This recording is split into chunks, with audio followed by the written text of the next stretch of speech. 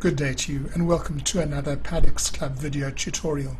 Today we're going to have a look at the Certificate of Registered Sectional Title. It's prescribed Form C, available under Acts in Paddocks Club, referred to often as a CRST, and one is issued to the developer for each unit in a scheme each time a register is opened. And if you have multiple registers, an extended scheme, then you would get CRSTs issued each time a further phase of the scheme was registered. The layout of the CRST is very straightforward. It starts with a preparation certificate giving you the details, including the name and address, the name and initials of the conveyancer who signed it, so that you can get hold of them. It has a heading which just indicates that it is what we speak of, a Certificate of Registered Sectional Title issued in terms of either Section 12.1 or 25.11 of the Sectional Titles Act. 12.1 is when a register is originally opened. 25.11 is when a register is extended by the registration of another sectional plan.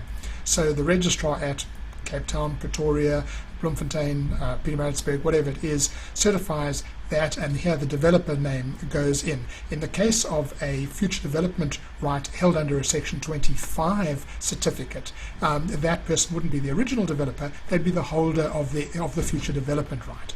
And then the CRST goes on to specify and to refer specifically to the unit. And of course the unit is two parts. It's the section identified by its number, the sectional plan, and the scheme name, and the square meterage according to the participation quota attached to that particular sectional plan, together with then the B side is the undivided share in the common property, which is automatically part of the unit, of course, in terms of the Act. And then it refers to the things to which the unit is entitled and subject. Firstly, the servitudes, other real rights or conditions contained in the 11.3b certificate. That's the certificate issued by the conveyancer on opening of the sectional title register, which contains a condensation and a reference to all other title deed conditions that pre-existed the opening of the first register or the registration of the first sectional plan, and also including any conditions that the developer may have imposed on opening of the register.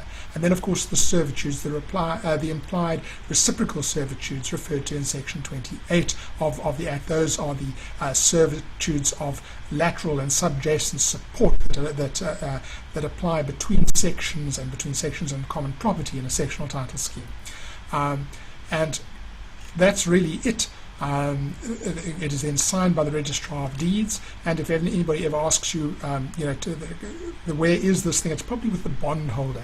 If it's not with the bondholder, keeping it as a part of its security for the loan over the unit, then it will be with the registered owner. Thank you very much for joining me in this Paddocks Club video tutorial. If you have any questions on the Certificate of Registered Sectional Title, we can deal with them in the discussion forum.